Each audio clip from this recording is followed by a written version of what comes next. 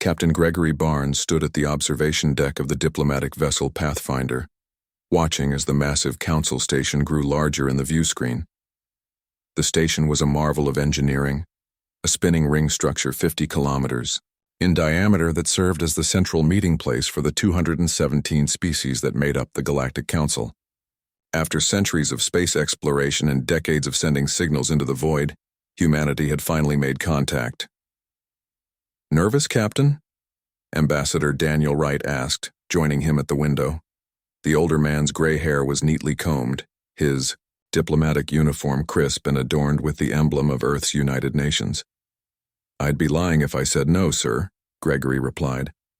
"First contact went well enough 6 months ago, but this is different. This meeting decides if we join the galactic community or remain isolated." Ambassador Wright nodded. "The stakes are high. That's why we brought our best team." The diplomatic team consisted of 12 carefully selected individuals representing Earth's diversity and expertise. Dr. Samantha Miller, their chief linguist, had mastered 7 alien languages in record time. Captain Gregory Barnes provided military expertise and security oversight. The others were experts in various fields: law, science, culture, and trade. "Ambassador, we're receiving docking instructions," said Communications Officer Lily Chen from Air Council. "The Council welcomes Earth's representatives and grants priority docking. At least they're rolling out the welcome mat," Gregory muttered. The Pathfinder slipped into its assigned bay with practiced precision. Through the airlock windows, Gregory could see the reception committee, 6 different alien species standing in formal arrangement. The sight still amazed him. Actual aliens with physiologies that human science fiction had never quite imagined correctly. As the team prepared to disembark, Dr. Miller approached Gregory. "Remember, Captain, the Zorak delegate, the tall one with 4 arms, their species considers direct eye contact a challenge. And the small floating ones, the Vril, they communicate partially through color changes in their outer membrane." Gregory nodded. After months of preparation, the protocols were ingrained in his mind, but he appreciated the reminder. One wrong gesture could create an interstellar incident. Ambassador Wright addressed the team one final time. "Remember why we're here. Earth needs allies, trade, and a place in this community. Let's make a good impression." The Earth delegation stepped through the airlock into the council station for the first time. The reception was formal but welcoming. The central figure, a tall humanoid with iridescent skin that shifted between blue and green, stepped forward. "I'm High Counselor Tevik of the Linarans. On behalf of the Galactic Council, I welcome Earth's representatives to Council Station." The translator in Gregory's ear rendered the complex tones into perfect English. "We have prepared accommodation suited to your physiology and scheduled preliminary meetings with various council committees." Ambassador Wright bowed slightly. "Earth thanks the Council for this welcome and the opportunity to join the galactic community." The next few days passed in a blur of meetings, presentations, and cultural exchanges. Most Council species showed genuine curiosity about humans.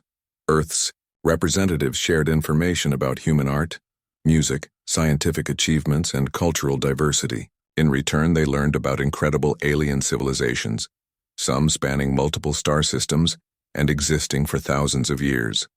On the 4th day, everything changed. Gregory was accompanying Ambassador Wright and Dr. Miller to a meeting with the Science and Cultural Exchange Committee when an urgent message redirected them to the High Council chamber. The summons was unexpected and concerning. "Any idea what this is about?" Gregory asked as they hurried through the station's wide corridors. Dr. Miller shook her head. "Our scheduled full council presentation isn't until next week." When they arrived, they found not just the High Council's 13 members, but representatives from at least 30 species packed into the chamber. The atmosphere felt tense. High Counselor Tevik's skin had darkened to a deep blue, which Dr. Miller had explained indicated concern or gravity among the Linarans. "Ambassador Wright," Tevik began without preamble, "the Council has reviewed the preliminary data packet Earth provided upon first contact. We have concerns that require immediate clarification." Gregory felt his muscles tense. They had carefully prepared that information package to present Earth in the best possible light. We are happy to provide any clarification. Ambassador Wright responded calmly. A different council member rose, a being that resembled a tall insectoid with compound eyes and clicking mandibles. I am Councillor Zrixval of the Tiktari Hive. Our analysts have discovered anomalies in your historical and military records.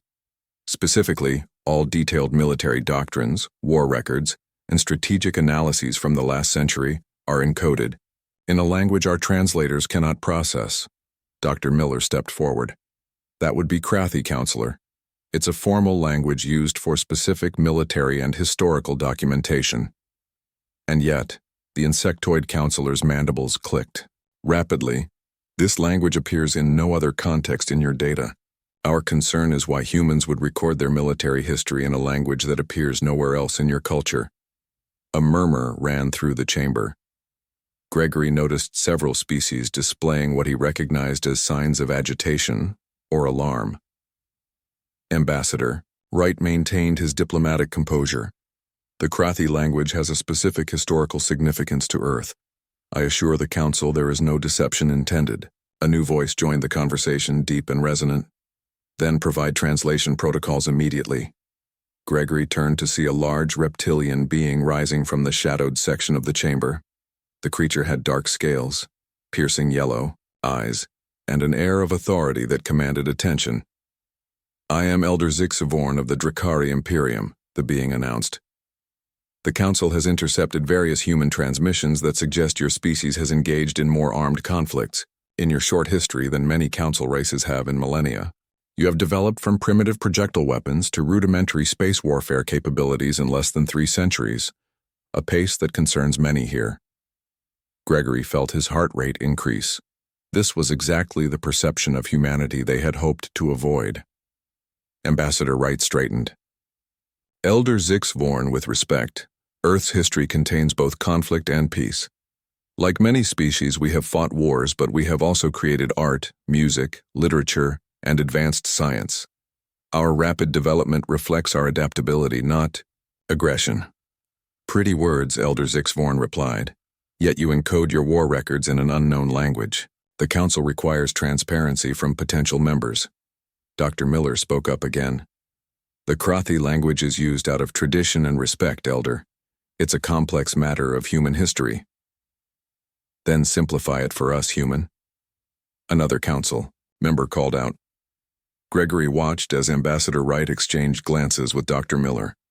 They had prepared for many scenarios, but not this direct confrontation about Earth's military history so early in the diplomatic process. The full explanation requires context, Ambassador Wright finally said. I respectfully request time to consult with Earth's leadership before providing detailed information about Krathi. The chamber erupted in a cacophony of alien voices. Some demanded immediate answers, others counseled patience. Gregory's hand instinctively moved closer to his ceremonial sidearm, the only weapon the Earth delegation had been permitted to bring aboard. High Counselor Tevik raised all 4 of his arms, and silence gradually returned to the chamber. Ambassador Wright, the Council acknowledges your request. You have 24 Earth hours to provide an explanation for this anomaly. Until then, this session is adjourned. As they left the chamber, Gregory moved closer to Ambassador Wright. Sir, what just happened? The ambassador's face was grim. They found the one thing we hoped they wouldn't notice so quickly. Now we have to decide how much of the truth to tell them. And what truth is that? Gregory asked, though he already knew the answer. The truth about humanity's first real contact, Dr. Miller whispered. And why we record our wars in the language of a dead alien species. And protocol rigidly, except when they don't. Their most feared authority figures are not their highest-ranking leaders, but those who see them at their most vulnerable. To understand humans, one must understand their contradictions. The Earth delegation gathered in their assigned quarters aboard the Council station. The room was designed to mimic Earth conditions, with gravity, lighting, and air composition adjusted for human comfort. But no one felt comfortable now. We need to contact Earth immediately, Ambassador Wright said, pacing the room. This changes our entire diplomatic approach. Dr. Samantha Miller sat at the communication terminal, her fingers moving rapidly across the holographic interface. Establishing quantum link with UN headquarters. Should be connected in 3 minutes. Captain Gregory Barnes studied the security layout of their quarters on his tablet. I've identified 3 surveillance devices so far. Council security isn't being subtle. They're scared, Dr. Miller said, looking up from her work. You could see it in their body language. The Vril turned almost completely white when Krathi was mentioned. But why? Asked Lily Chen, their communications officer. We haven't threatened anyone. We just got here. Ambassador Wright stopped pacing. Because the Council knows something about the Krathi that we didn't expect them to know. The quantum link chimed, and the holographic projection of General Laura Hayes, head of the United Nations Space Command, appeared in the center of the room. Ambassador Wright, I've been briefed on the situation, General Hayes said without preamble. The Security Council is meeting now to decide our response. Recommendations, General? Ambassador Wright asked. We have 3 options. 1. Provide the translation keys and explain everything. 2. Refuse and risk isolation from the galactic community. 3.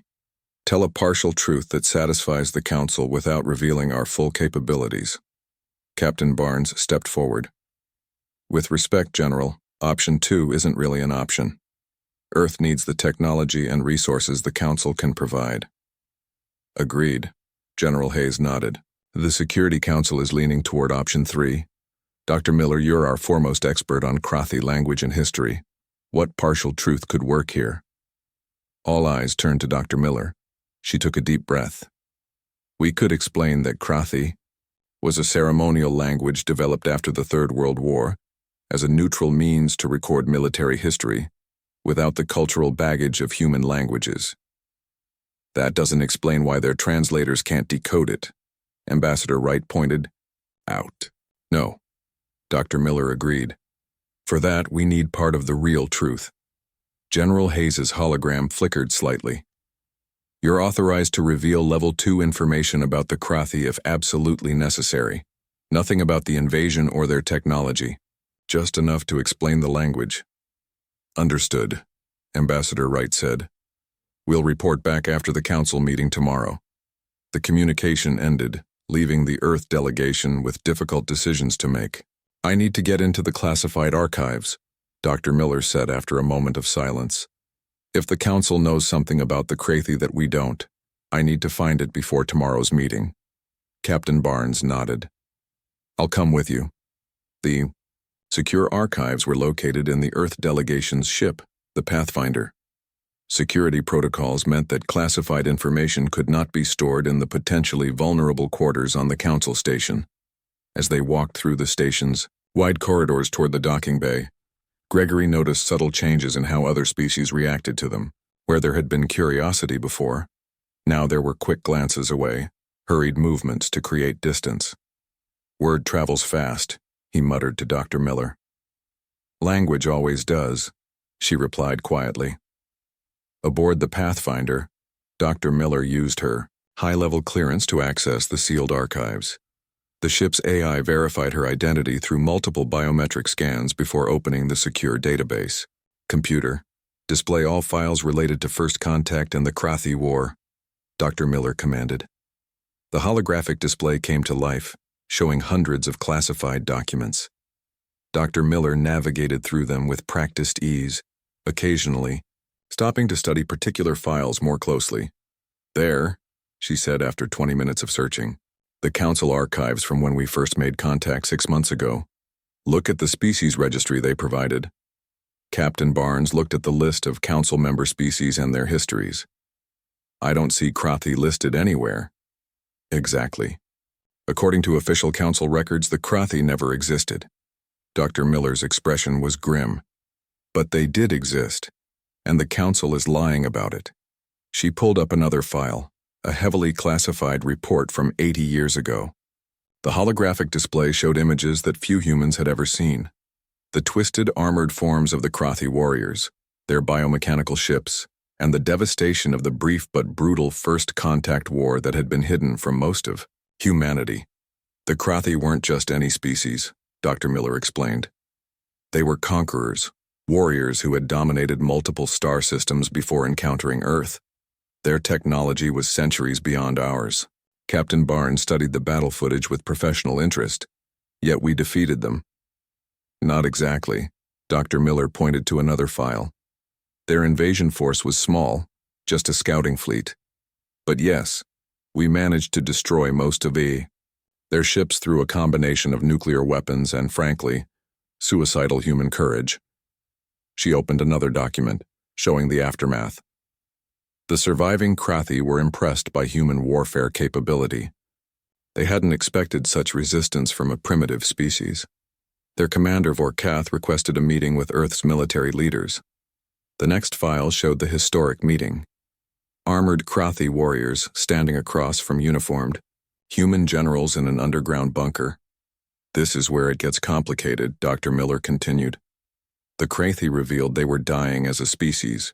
A genetic degradation caused by centuries of biological warfare had left them unable to reproduce. Their invasion fleet was one of their last. Vorkath offered Earth a deal. They would share certain technologies and their language in exchange for humanity preserving their cultural legacy. And we agreed, Captain Barnes said, beginning to understand. Yes. Earth's military took the deal. We got limited technology transfer. Nothing that would advance us too quickly, but enough to jumpstart certain fields.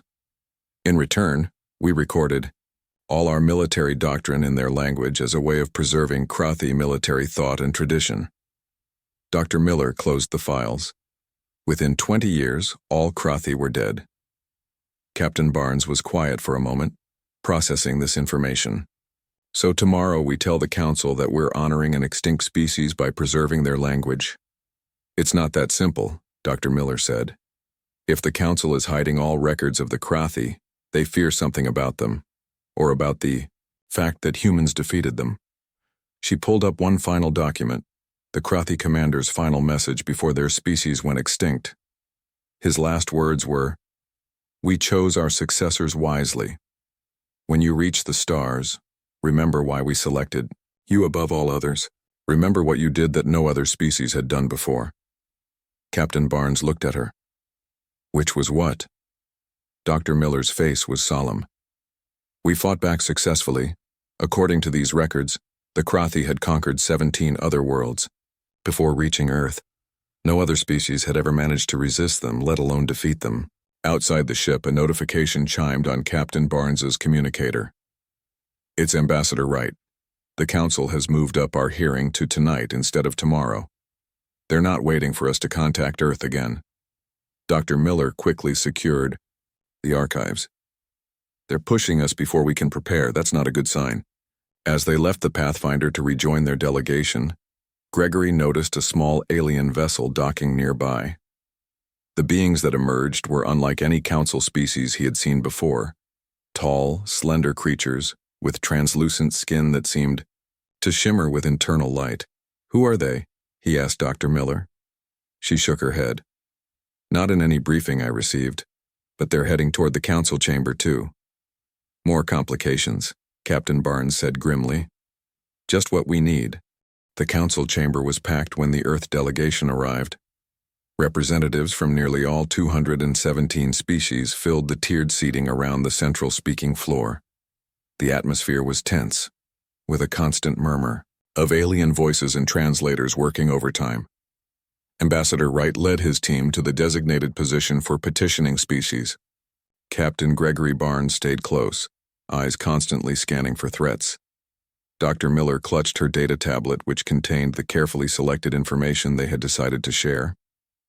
High Counselor Tevik stood at the elevated central podium.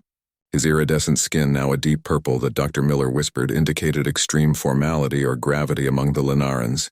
"This emergency session of the Galactic Council is now in session," Tevik announced, his voice carried by the chamber's acoustic system and translated into hundreds of languages simultaneously. "The matter before us concerns Earth's application for Council membership and the discovery of anomalous information in their records." From a side entrance, Elder Zix Vorn of the Drakari Imperium entered, flanked by 2 guards of his species. The large reptilian being took a prominent position on the council floor. With the Council's permission, I will present the concerns discovered by our Intelligence Division, Zixvorn said, his voice a low rumble. Tevik nodded agreement. A holographic display appeared above the chamber floor, showing various Earth transmissions, military installations, and historical footage of human conflicts throughout the centuries. Humans have engaged in continuous warfare throughout their recorded history, Zixvorn stated. Their technological development has been driven primarily by military necessity. Within the span of a single century, they progressed from primitive, atmospheric flight to rudimentary interplanetary travel. The display changed to show Earth's current military capabilities, orbital defense platforms, the United Nations Space Fleet, and training exercises. Most concerning, Zixvorn continued, is their apparent obsession with preparing for extraterrestrial threats long before making actual contact with the Council. Their entertainment, their military doctrine, their space exploration, all show a species expecting conflict rather than cooperation. Captain Barnes felt the tension in the room increase. The Council species were reacting with visible signs of alarm, and now we discover that their most important military records are encoded in a language unknown to Council linguists, but bears certain markers resembling an ancient war tongue not spoken in the galaxy for millennia.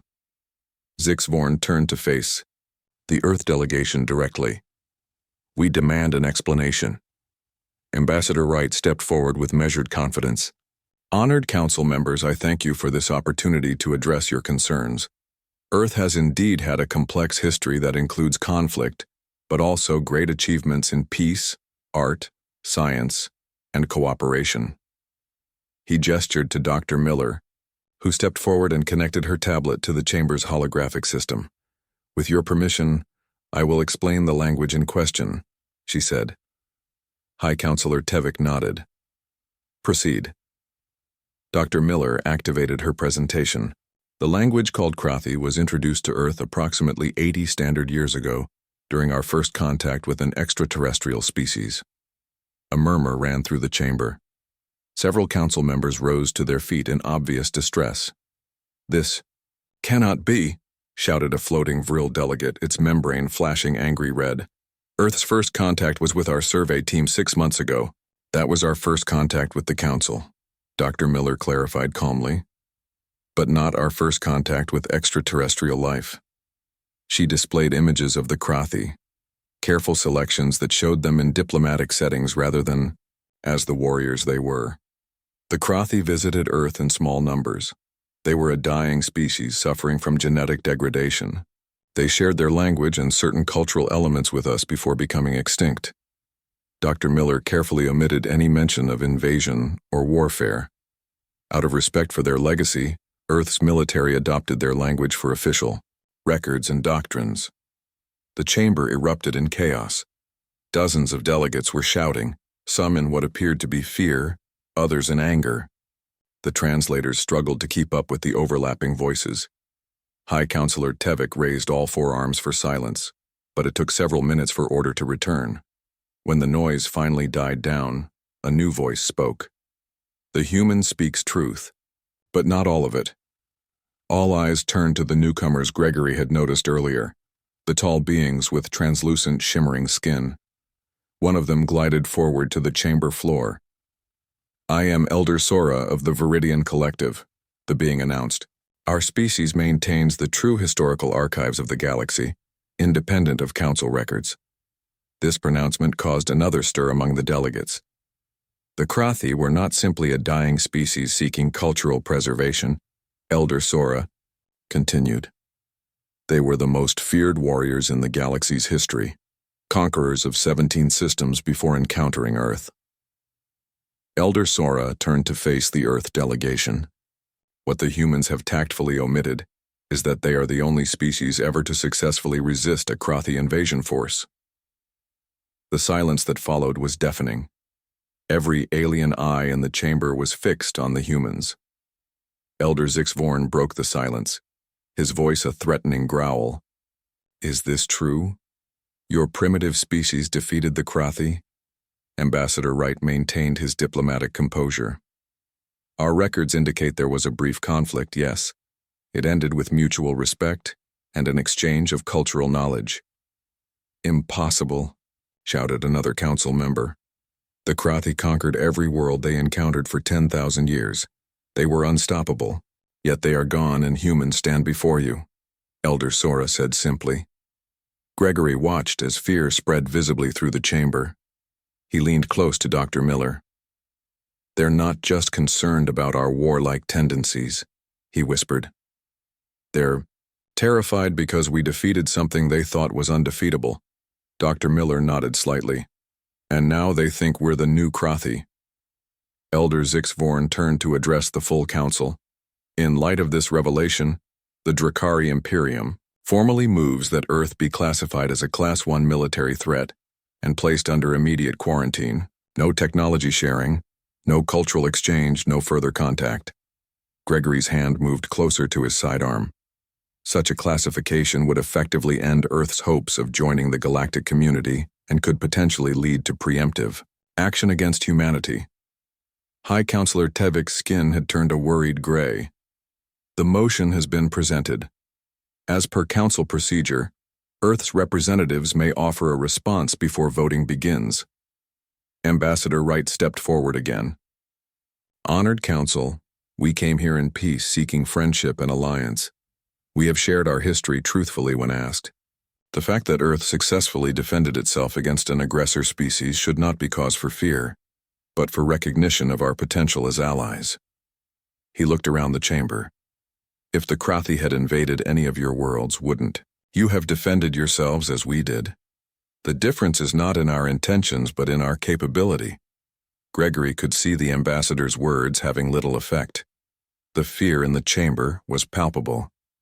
Before you vote, Ambassador Wright said, I request permission to show you one final record, the last message from the Krathi to humanity. Perhaps their own words will help you understand why they chose to share their language with us. High Counselor Tevik hesitated, then nodded. Granted, show us this message. Dr. Miller's fingers moved quickly across her tablet. The holographic display shifted to show an aged Krathi warrior, his armored body showing signs of their species' genetic deterioration. The message began to play, translated into the Council's common language. To the warriors of Earth we leave our legacy. Among all the species of the stars, you alone stood against us and showed true courage. You fought not with mere technology, but with the fire of spirits unwilling to be conquered. This quality is rare in the galaxy, and worthy of preservation. We give you our war tongue, not so you may conquer as we did, but so you may remember what it means to stand unbowed before the universe. Use it wisely. As the message ended, Gregory noticed something unexpected. The fear in the chamber had been joined by something new. Respect, at least from some species.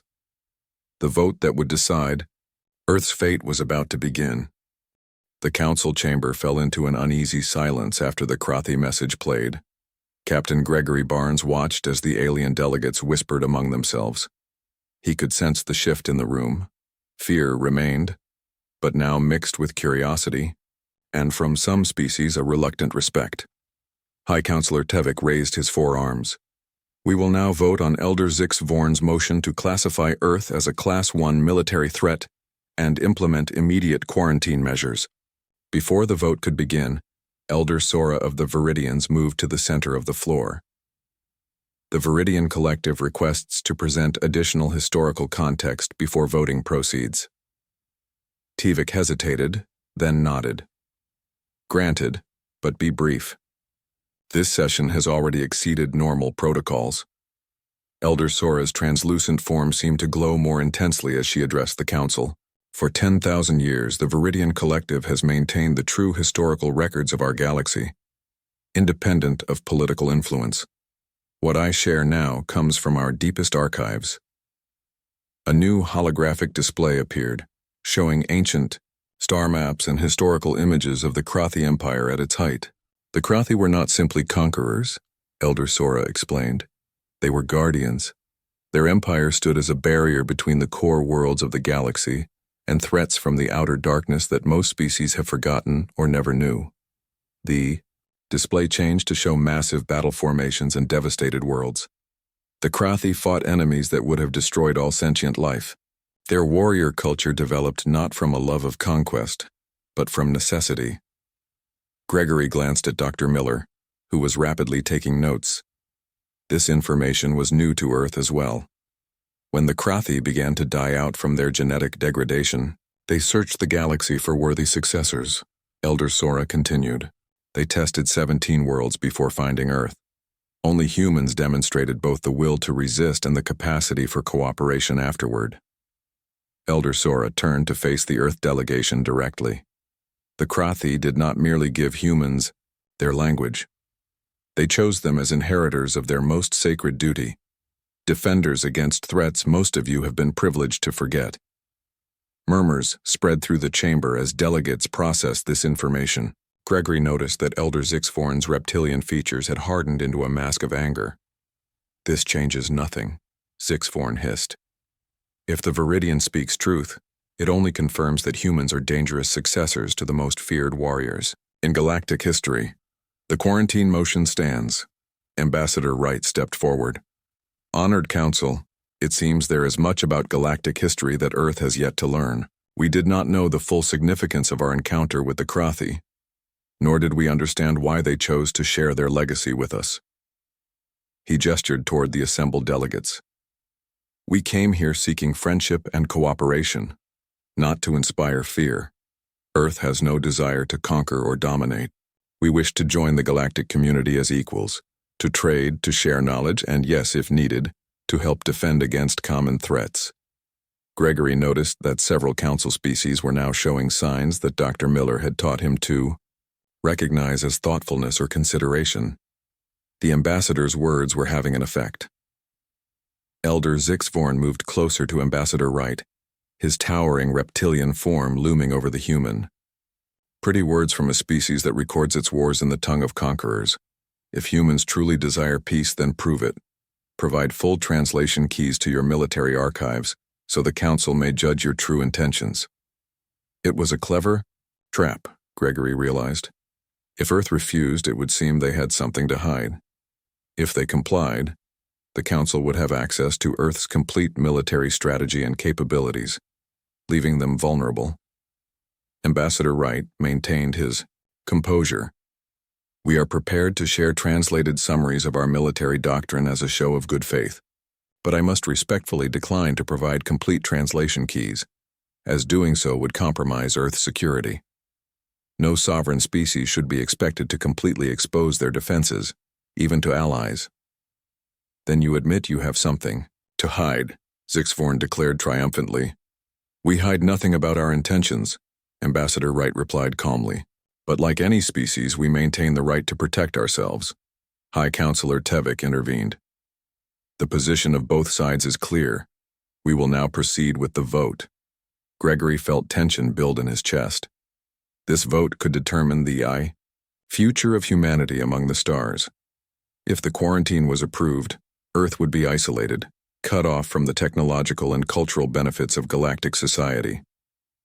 As the voting process began, with each species registering their position through the chamber systems, an alarm suddenly blared throughout the station. Red emergency lights flashed and the chamber's massive doors sealed automatically. Security breach in Sector 7, announced the station's AI system. Unknown vessels approaching. All delegates remain in secure areas. The council chamber erupted, in confusion. Species representatives moved in all directions, some seeking information, others looking for exits despite the sealed doors. High Counselor Tevik raised his voice above the chaos. Remain calm. Station security will handle this situation. The emergency protocols are designed for your protection. A communication officer rushed to Tevik's side and whispered urgently. The High Counselor's skin paled to a light blue. This is now a military situation, Tevik announced. 3 vessels of unknown origin have bypassed our outer defenses and are approaching the station. They match no known configuration in Council records. The main display screen shifted to show the approaching ships. They were massive, dark structures with organic-looking protrusions and energy signatures that caused the station's sensors to fluctuate wildly. Dr. Miller gasped. Those designs, They're similar to ancient Krathi records of the outer darkness, threats. Elder Sora moved to stand beside the Earth delegation. The guardians of the Outer Rim warned this day would come. The ancient enemies return, and the Krathi are no longer here to stand against them. All eyes in the chamber turned to the humans. Gregory felt a chill run down his spine as he understood what was happening.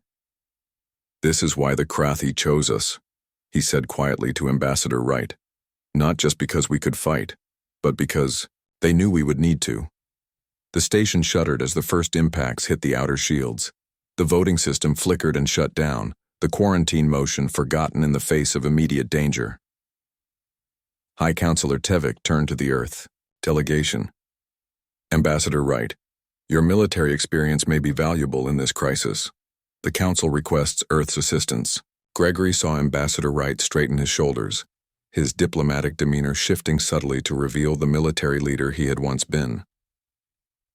"Earth stands ready to help," Ambassador Wright replied, then turned to Gregory. "Captain Barnes, contact the Pathfinder. Tell them to prepare for possible combat operations." As Gregory moved to comply, he heard Elder Zixvorn's angry voice. "This is convenient timing for Earth. How do we know they didn't arrange this attack to avoid our vote?" Elder Sora's voice cut through the accusation. "Because these are the same enemies the Krathi fought for millennia. The same enemies they chose humans to stand against when they were gone." Another impact rocked the station, stronger this time. The chamber lights flickered. "We can debate politics later," Ambassador Wright said firmly. "Right now, we all need to work together to survive." And in that moment, as the ancient threat closed in on the Council station, the true meaning of the Krathi legacy became clear to everyone present. The day the Council learned why Earth's war records are in a dead alien tongue chaos erupted in the Council station's command center.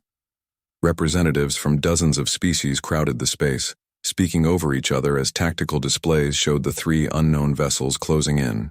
Captain Gregory Barnes stood with Ambassador Wright and Dr. Miller near the main control console, where High Counselor Tevik was attempting to organize a response.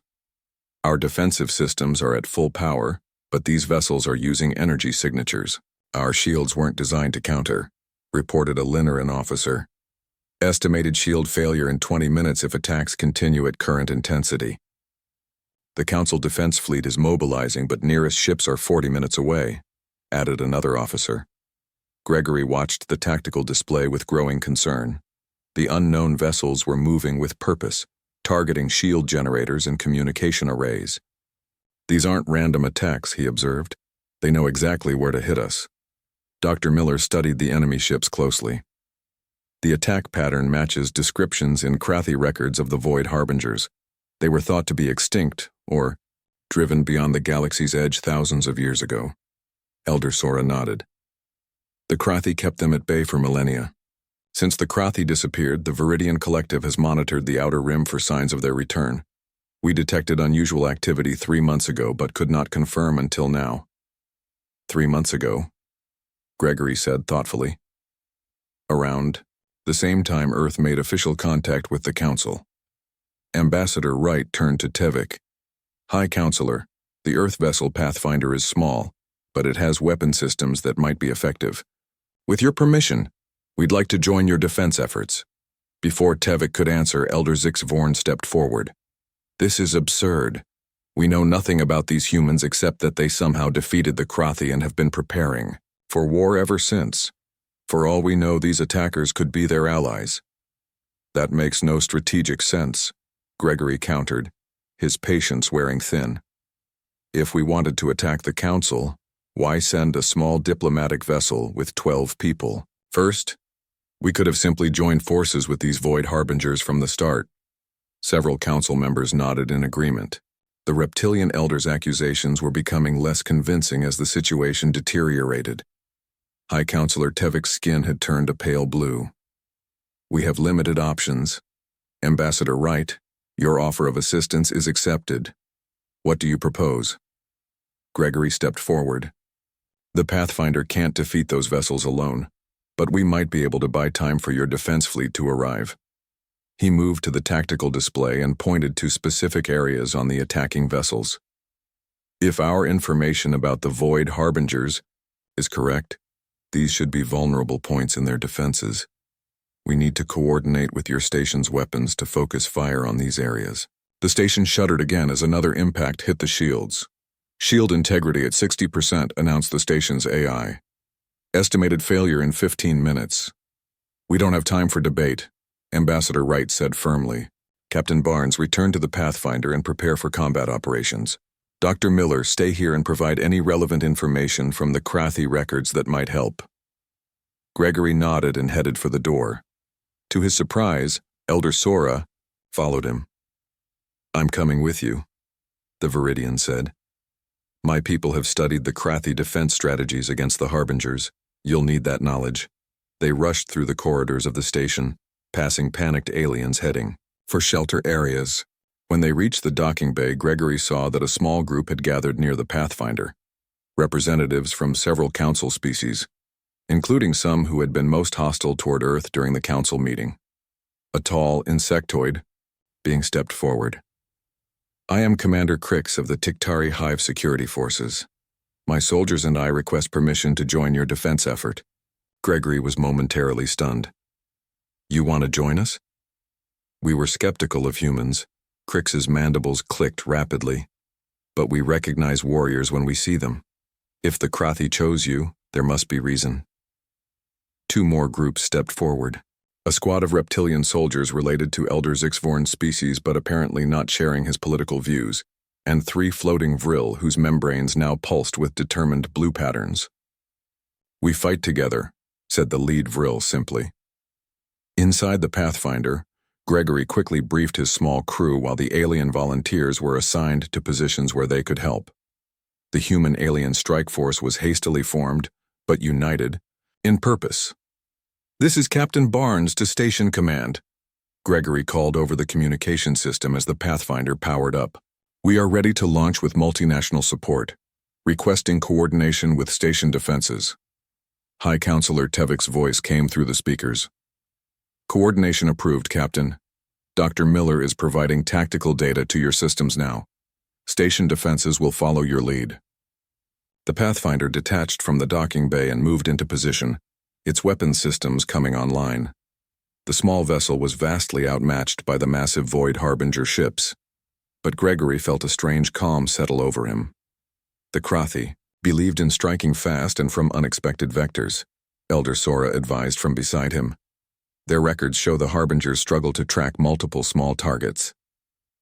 Gregory nodded and opened a channel to the station and his crew.